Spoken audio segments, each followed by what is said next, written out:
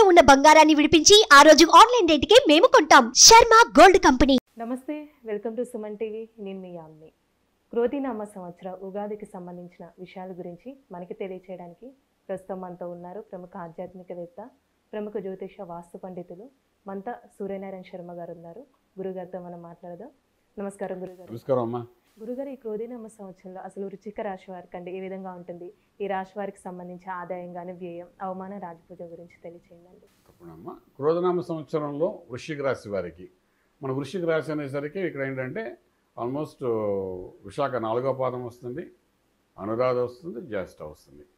So ఈ 4, 3 మొత్తం 9 పాదాల వారికి ఎలా ఉంటుంది, ఆదాయం ఎంత, వ్యయం ఎంత, రాజపూజ్యం, అవమానం దగ్గరికి వచ్చినప్పుడు ఆదాయం 8 భాగాలు కనబడితే వ్యయం 14 భాగాలు కనబడుతున్నాయి. అంటే ఆదాయం బాగానే ఉంటుంది, కానీ వ్యయం ఖర్చు పెట్టేది కూడా విపరీతంగా కనబడుతున్నాయి. అలాగే రాజపూజ్యం, అవమానం 4, 5 అంటే 4 భాగంలో రాజపూజ్యం ఉంటే 5 భాగాలు అవమానకరంగా కనబడుతున్నాయి. సో ఇక్కడ గురుబలం అనేది మనకేంటంటే మే 1వ తారీఖు నుండి వృశ్చిక రాశి వారికి కనబడుతుంది. సో మే 1 లోపల అంటే ఏప్రిల్ మాసంలో కొంత వీక్గా ఉంటారు వాళ్ళు. ఉండిన తర్వాత మే నుండి గురుబలం ఉంటుంది కాబట్టి డెఫినెట్గా గురుబలంతో ప్రతి కార్యసిద్ధికి ముందుకెళ్తారు, శుభకార్యాలు జరుగుతాయి, బలం పెరుగుతుంది, అన్నీ బాగుంటుంది. కానీ ఈ గురుబలం వచ్చినప్పుడు కొన్ని శుభకార్యాల కోసం విపరీతమైన ఖర్చు పెట్టవలసి వస్తుంది. ఆ భాగంలో ఏంటంటే 14 భాగంలో ఖర్చు పెడతారు వాళ్ళు. 14 భాగంలో ఖర్చు పెట్టినప్పుడు ఏంటంటే అప్పు చేసిన ఖర్చు పెడతారు, లేదా పూర్వాశ్రమంలో సంపాదించిందైనా ఖర్చు పెడతారు. పూర్వాశ్రమంలో సంపాదించడానికి అక్కడ అర్ధాశ్రమం నడిచిన కింద సంవత్సరం అంతా వాళ్ళకి. సో న్యాచురల్గా వాళ్ళకి ఆశ్రమం సంపాదించింది ఏమి ఉండదు ఎక్కువగాను. సో అప్పైనా చేసినా శుభకార్యం ఖర్చు పెడతారు. సో ఖర్చు అనేది వీళ్ళకి ఎక్కువగానే కనబడుతుంది. శుభ ఫలితాలు కూడా మీకు ఉంటాయని చెప్పడానికి అవకాశం. ఇప్పుడు వ్యాపారస్తులకి ఏ విధంగా ఉంటుందండి? చిన్నది కానీ పెద్ద వ్యాపారం అనేది చాలా అద్భుతంగా ఉంటుందండి. వ్యాపారం రాణిస్తారు, గురుబలం ఉంది కాబట్టి కొత్త ఆలోచనలు, కొత్త ప్లానింగు, అలాగే పార్ట్నర్షిప్ వ్యాపారాలు, భార్యాభర్తలు కలిసి చేసే కొన్ని వ్యాపారాలు ఉంటాయి. కొన్ని వ్యాపారాలు కలిసి చేస్తారు, కొన్ని భార్య పేరు మీద ఇల్లు స్థలం కొంటారు, దాన్ని మళ్ళీ అమ్ముతుంటారు, ఆ రకమైన భూమికి సంబంధించిన వ్యాపారాలు చేస్తుంటారు. రకరకాల వ్యాపారాలు, వీటన్నిటికీ కూడా ప్రోత్సాహకరంగా ఉంది ఈ సంవత్సరం. అందులో గురుబలం ఉంది కాబట్టి సంవత్సరం అంతా ఉంటుంది మే నెల నుండి. సో అదొక పాజిటివ్స్ అని చెప్పొచ్చు. బాగా వ్యాపారం అందులో రైలు ఇన్వెస్ట్మెంట్ ప్లాన్స్లో అయితే చాలా సక్సెస్ఫుల్గా ముందుకెళ్ళిపోతారు. బలం బాగుంటుంది, యోగం బాగుంటుంది. కానీ ఆర్థికంగా ధనం అనేది చూసారా, వచ్చే ధనం కూడా బాగా వస్తుంది. ఆ వచ్చిన దానికంటే ఖర్చు పెట్టేది మాత్రం మనకు విపరీతంగా జరుగుతుంది. ఇప్పుడు స్టాక్ మార్కెట్ ఏ విధంగా ఉంటుందండి?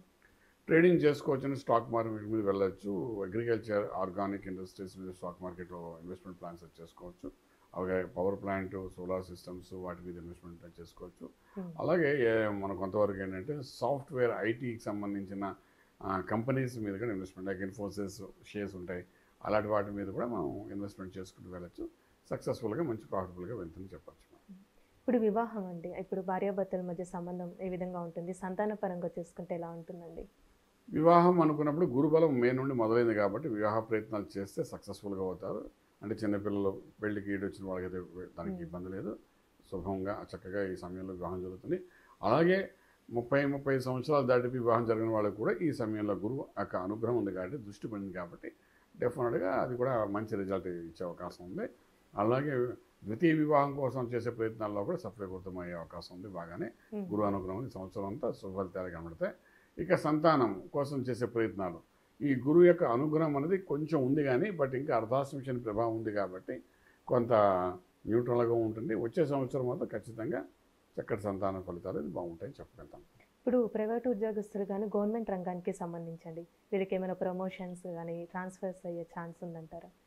ప్రైవేట్ ఉద్యోగస్తులకి మాత్రం ఆర్థికంగా చాలా లాభాలు వస్తాయమ్మా, ఆర్థిక లాభాలు కనబడతాయి. కానీ వాళ్ళని ఏంటంటే రీఇన్వెస్ట్మెంట్ ప్రాసెస్లోకి వెళ్ళిపోతారు, అంటే ఖర్చు కూడా కనబడుతుంది. సో అలాగే గవర్నమెంట్ ఉద్యోగస్తులకి సెంట్రల్ గవర్నమెంట్ అనుకోండి, స్టేట్ గవర్నమెంట్ అనుకోండి, ప్రమోషన్స్, ఇంక్రిమెంట్స్ కూడా వస్తాయి. ప్రమోషన్తో కూడిన ఇంక్రిమెంట్, చాలామంది ప్రమోషన్తో ఆపుతారు, ఇంక్రిమెంట్స్ పెద్దగా రావు. కానీ ప్రమోషన్ బాగుంటుంది, ఇంక్రిమెంట్స్ కూడా బాగా అవుతాయి. 2 రకాలుగా కూడా మంచి చక్కటి ఫలితాలు ఇస్తారు వాళ్ళకి గవర్నమెంట్ సెక్టర్స్లో కూడాను. ఎటు వచ్చి ఏమిటంటే ఇక్కడ మనకు హయ్యర్ అఫీషియల్ పోలీస్ డిపార్ట్మెంట్ ఏదైతే ఉందో, అంటే డిపార్ట్మెంట్ పోలీస్ డిపార్ట్మెంట్ అది కుజుడికి సంబంధించిన డిపార్ట్మెంట్ అనమాట. రాజకీయ రంగం కూడా కుజుడికి సంబంధించిందే. అలాగే గవర్నమెంట్ జాబ్ కూడా కుజుడికి సంబంధించిందే. సో మనకు కుజుడే అక్కడ రాజు ఈ సంవత్సరం అందరికీ. అంచేతంటే ఈ ఫామ్లో ఎక్కడైనా పెండింగ్లో ఉన్నాయి అనుకుంటే వీళ్ళు వృశ్చిక రాశి రాష్ట్రాధిపతి కూడా కుజుడే. అంచేత ఒక ప్రభుత్వ ఉద్యోగం చేసే ప్రయత్నంలో పెండింగ్లో ఉంది ఫైల్ అనుకుందాం, అది ప్రాసెస్ చేసుకుంటే ఫలితం వస్తుంది. ఒక గ్రూప్స్ ప్రిపేర్ అవుతుంటారు, అవుతున్నప్పుడు అది పెండింగ్లో ఉంది అనుకుంటాను, దానికి ఎలాగ రాయాలి ఎగ్జామ్స్ ప్రిపరేషన్ అయితే అందులో సక్సెస్ఫుల్ కనబడుతుంది అనమాట. సో అలాగే ప్రమోషన్స్ కూడా పెండింగ్స్ ఉంటాయి. ఈ government department, police department files అంతగా ముందుకు వెళ్ళవు, టేబుల్ మీద అలా కూర్చొని ఉంటాయి ప్రమోషన్ ఫైల్స్ అనేవి. ఎందుకంటే ఈ సంతకాలు పెడితే కానీ ప్రమోషన్ రావు. సో అటువంటివన్నీ కూడా ఇప్పుడు ప్రయత్నం చేసుకోగలిగితే డెఫినెట్గా సక్సెస్ ఉంటుందని చెప్తాను. ఇప్పుడు వ్యవసాయం ఏ విధంగా ఉంటుందండి ఈ రాశి వారికి? వ్యవసాయం చాలా బాగుంటుందమ్మా. ఇక్కడ ధాన్యం పండించడం చాలా బాగుంటుంది. తర్వాత సీడ్స్ తీసుకోండి, తర్వాత మీరు మొక్కజొన్న తీసుకోండి, అలాగే చెరుకు తీసుకోండి, చెరుకు పంట, కొబ్బరి పంట, తర్వాత మనకు కూరగాయలది అన్ని పంటలు ఆల్మోస్ట్ 50 ప్రాఫిట్స్లోనే ఈ సంవత్సరం అంతా వెళ్తుంది చెప్పచ్చు. ఇప్పుడు విద్యార్థులకండి ఒకవేళ విదేశాలకు వెళ్ళాలనుకుంటున్నారు, అక్కడ ఉన్న వాళ్ళకి కూడా ఏ విధంగా ఉంటుందంటారు?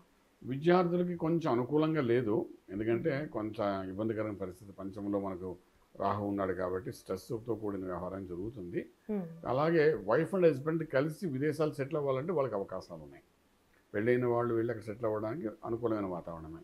కానీ సంతానం, ఆ చిన్నపిల్లలు ఎవరైతే చదువుకునే విద్యార్థులు ఎవరు ఉంటారో వాళ్ళకి మాత్రం అనుకూలమైన వాతావరణం మనకి అక్కడ కనిపించట్లేదు.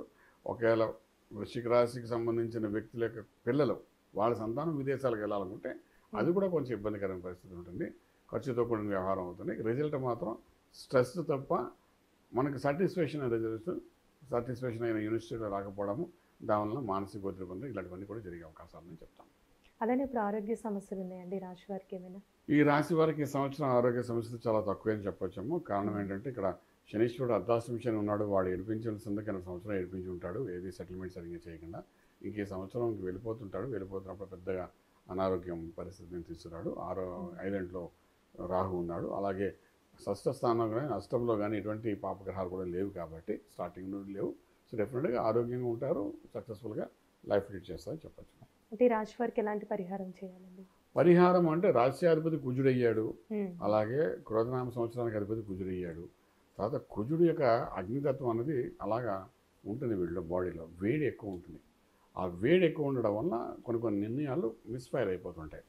ఎప్పుడూ ఒక ఫామ్లో ఉన్నాం, సక్సెస్ఫుల్ ఉన్నాం కదా అని చెప్పి అదే ఫామ్లో వెళ్ళిపోతూ కొంచెం ఆచితూచి వ్యవహరించాలి. ఎందుకంటే మీ అలా ఉన్న అగ్నితత్వం ఏం చేస్తుంటే మీ యొక్క ప్లానింగ్ని బర్న్ చేసే అవకాశాలు కొద్దిగా ఉంటాయి. ఇవి ఎప్పుడైతే బర్న్ చేసేస్తాయి ఏంటంటే మన ప్లానింగ్ డెఫినెట్గా మన అన్సక్సెస్ఫుల్ అవ్వడానికి ఛాన్సెస్ ఉంటాయి. అంటే వీటన్ని అధిగమించడానికి సుబ్రహ్మణ్యేశ్వర స్వామి యొక్క ఆరాధన చేయడం. అది ఎలాగంటే ఒక్కొక్కసారి మనం వెండి ప్లేట్లోని స్వామివారి విగ్రహం పెట్టుకుని రోజు అభిషేకం చేయడం, ఆ తీర్థం తీసుకోవడం, అదొక ప్రక్రియ. లేదంటే మంగళవారాలు శుక్రవారాల పూట గుడికి వెళ్ళడం, మనం పాలు తీసుకొని అభిషేకం చేసి కోతనామంతా చేసుకోవడం, అదో రెండో పద్ధతి. ముందు నాగదేవతకి వెళ్ళడం, అక్కడికి 10 రోజులకు ఒకసారి వెళ్ళి నాగదేవత గుడి ఏది ఉంటే ఆ గుడిలో కొద్దిగా అభిషేకం చేసి నమస్కారం చేసుకోవడం. ఇలా రకరకాలుగా సర్పానికి చేయడం, అలాగే రకరకాలుగా మనం చేసుకోవచ్చు. ఈ వారం ఎక్కడికి వెళ్తే ఇంకో వారం ఇంకో చోటికి. ఇదేం చేస్తుందంటే మనలో అగ్నితత్వాన్ని తగ్గిస్తుంది. ఆ అభిషేకం ఎప్పుడేం చేస్తాం మనలో ఆ వేడి తగ్గుతుంది. వేడి తగ్గితే మనం చెప్పే మాటలోని ఒక బలం పెరుగుతుంది, ఒక సక్సెస్ ఉంటుంది, రాజమార్గంలో రాజ్యం పొందగలుగుతాం. చాలా చక్కగా తెలియజేశారండి, ధన్యవాదాలు. శుభం బియాదు. చూసారు కదండి, క్రోధీనామ సంవత్సరంలో వృశ్చిక రాశి వారికి అసలు ఏ విధంగా ఉంటుంది, అలానే ఈ రాశి వారికి సంబంధించిన పరిహారాలు గురుగారు మనకి తెలియజేశారు కదా. అలానే మీ జాతకానికి సంబంధించి కానీ మీ ఇంటి వ్యాపార వాస్తుకు సంబంధించి ఎలాంటి విషయాలైనా మీరు తెలుసుకోవాలనుకుంటే స్క్రీన్ మీద కనిపిస్తున్న నెంబర్కి కాల్ చేసి గురుగారిని సంప్రదించవచ్చు. ఇలాంటి మంచి వీడియోస్తో మళ్ళీ మేము ముందుంటాను. ధన్యవాదాలు.